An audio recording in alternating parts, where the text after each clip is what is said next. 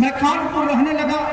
जब भी आता था तो अन्याय देख करके मन मसोस के रह जाता था कि यार इस धरती पर हम लोग पैदा हुए, इस तरह से आतंक बढ़ रहा है। और जिस तरह से आतंक बढ़ रहा है, जिस तरह से सत्ता के खिलाफ भय हो रही है, अगर हम नहीं खड़ा होंगे तो आने वाले नौजवानों का क्या होगा, आने वाले समय का क्या होगा। फिर वही सामंती जुर्म होगा, मारे जाएंगे, पीटे जाएंगे, थाने में बंद किया कराया जाएगा, उनका काउंटर किया कराया जाएगा और तमाम सारी यातनाएं देकर के समाज को लूटा जाएगा। और गुंडे माफिया तमाम पदों पर चयनित होंगे और चयनित होकर के सब लोगों पर हमला करेंगे। यही हाल पूरे जिले के अंदर है और यह भय उत्तर प्रदेश के अंदर व्याप्त है।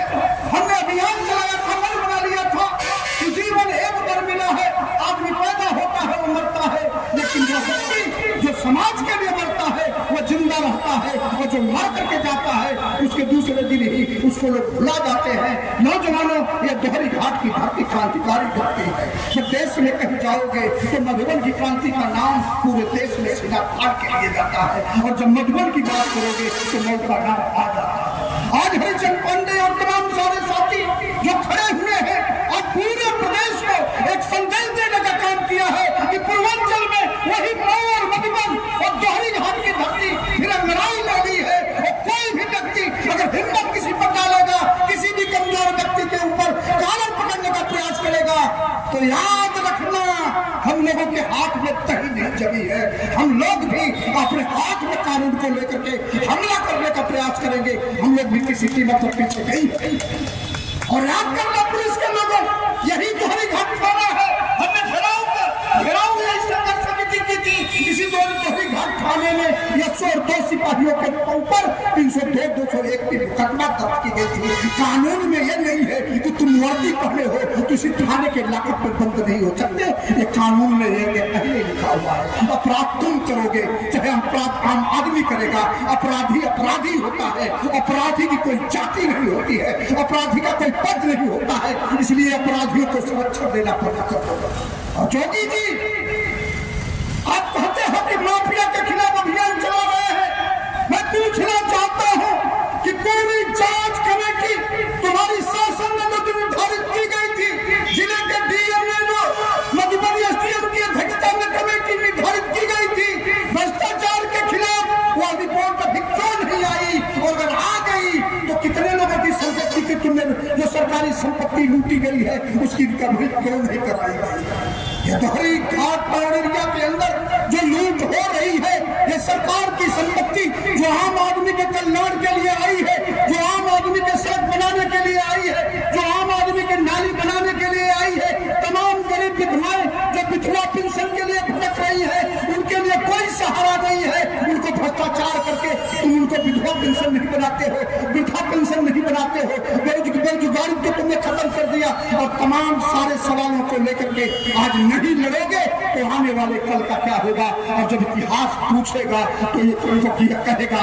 कि जब देश के आंदोलन चल रहा था, संविधान बचाने की आंदोलन चल रहा था, नौजवान जो शिक्षा हासिल कर रहा है उसके रोजगार का आंदोलन चल रहा था, बेरोजगारी तेजी से बढ़ रही थी, लोग भूखे सड़कों पर मर रहे थे, तो जो नौजवान थे जिनकी मां ने दूध पिलाया था, जिनके सुलभों में क्रांति का ज्वाल भड़क रहा था, वो सड़कों पर क्यों नहीं आएंगे?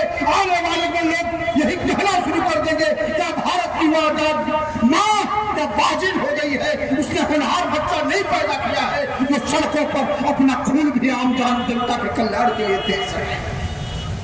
हमको खुशी होती आज मैं बहुत खुश था कि 15 वर्ष के बाद आज मुझे जेल जाना पड़ेगा। मुझे अपार खुशी हुई थी कि नौजवानों को मैं दिखाना चाहता था कि जिस जेल से डरते हो उसी जेल में लोकमान्य तिलक भी बंद थे। वो गीता का भाष लोकमान्य तिलक भी जेल के अंदर किया था, नेहरू भी जेल के अंदर बंद थे। और नेहरू ने डिस्कवरी ऑफ इंडिया जेल के अंदर से लिखा था, डॉक्टर लोहिया भी जेल के अंदर बंद थे। और डॉक्टर लोहिया ने भी सड़कों पर बेरोजगारी के खिलाफ लड़ा था। आज इस देश के अंदर एक अभियान चला रहा है और दूसरा अभियान बिहार से शुरू हुआ। एक तरफ उत्तर प्रदेश के अंदर उत्तर प्रदेश के रहने वाले लोगों, जब गरीब लोग अपने बच्चों को पढ़ा रहे हैं कि मेरा बच्चा बुढ़ापे का सहारा बनेगा, उत्तर प्रदेश में सारी की सारी सब नौकरियां ठेके पे दी जा रही है। जो चाहिए उसको 8,000 10,000 पर काम दिया जा रहा है। और एक तरफ बिहार में चुन चुन के भर्तियां निकाली जा रही है। अभी 4 लाख से ऊपर नौजवानों को उत्तर प्रदेश से भी तमाम सारे नौजवानों को नौकरी दे दी गई। लेकिन योगी जी क्या मत खोले हो नौकरी खाने के लिए? क्या यह मत नौकरी खाने के लिए है? क्या यह सत्ता नौजवानों की नौकरी पर डाका डालने के लिए है? क्या यह सत्ता बनी है अदानी की जेब भरने के लिए सत्ता बनी है? क्या यह सत्ता बनी है नौजवानों के रगों के खून को निचोड़ने के लिए सत्ता बनी है? क्या सत्ता इसलिए बनी है कि आम आदमी बीमार है उसको सही दवा ना हो सके? क्या आप सत्ता इसलिए बना कर रखे हो?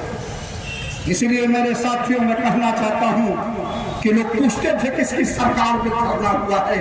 देख लो योगी की सरकार में धरने को खड़ा हुआ। योगी की सरकार में धरने को खड़ा हुआ हूं और यह कहना चाहता हूं कि अगर यह दोहरी घाट थाना अन्याय और आतंक नहीं बंद किया तो मुझे ऐलान करना पड़ेगा। ये जो सरकारी गाड़ी है वो सरकार ने दिया है, जनता के कल्याण के लिए दिया है।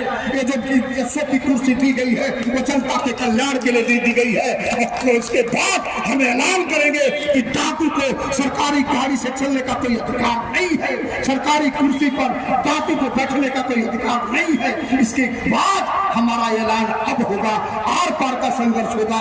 देखेंगे तुम्हारी लाठी और गोली में कितना दम है, हम देखेंगे, मुकाबला करेंगे, किसी कीमत पर पीछे नहीं हटेंगे। अब मैं चाहूंगा कि समय बहुत हो गया है, हरिश्चंद्र पांडे जी आए और अपनी बात रखें।